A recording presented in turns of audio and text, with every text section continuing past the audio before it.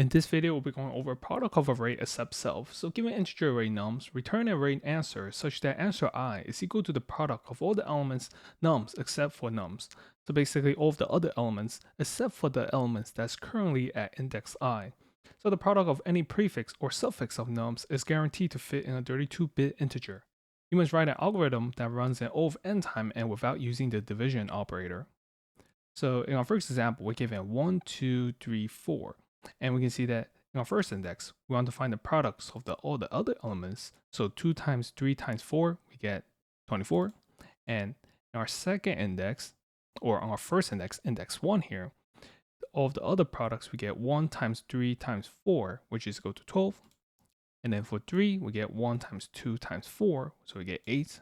And we're at the last index, we get 1 times 2 times 3, which is equal to 6. Now let's go over the dot process. So for each of the index I, for each of the indices I, we will want to find the product of the elements that are that are at the left and the right side.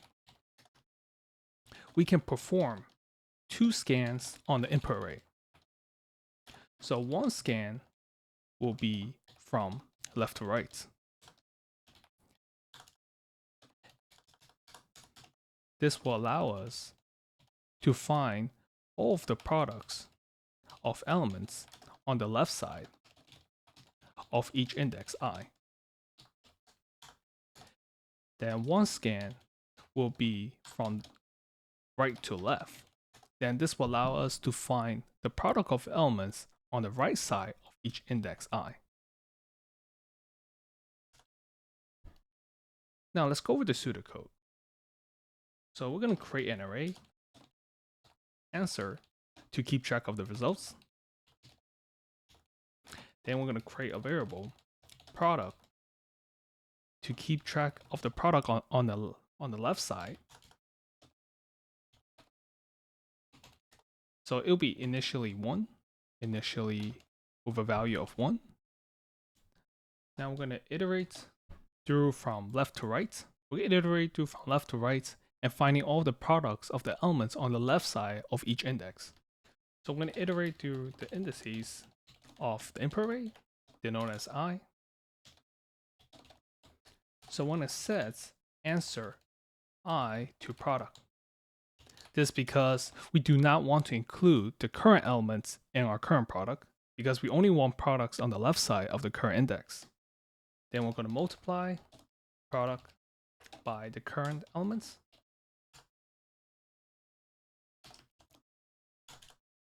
Now we want to find the products on the right side. We'll be scanning from right to left. But before that, let's reset product to 1. Now I'm going to iterate through the indices of nums from right to left, denoted as I. So we're going to multiply the current answer I by the current product. In this case, the product is the product of the elements on the right side of the current index.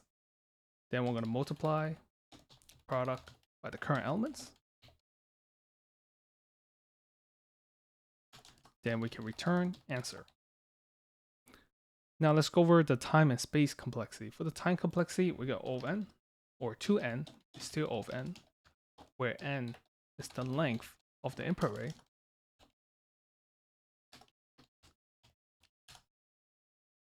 So 2 iterations. And our space complexity, we got O of n, which is our answer array.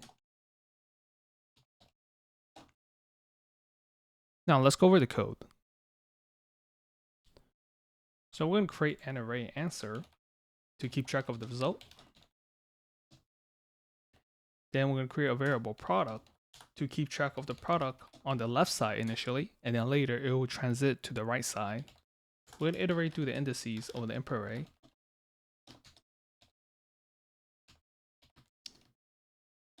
Then we'll set answer I to product, is the product on the left side.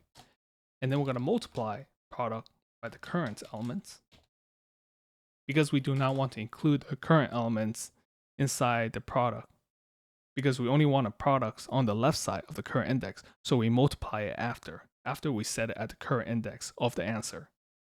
Then we're going to reset product to 1 again. Then we'll iterate through the indices from right to left.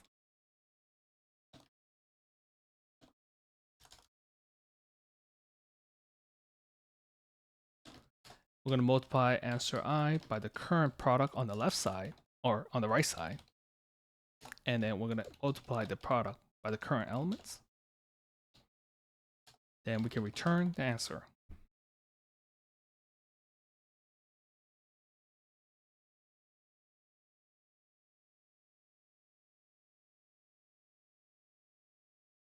Let me know if any questions in the comment section below.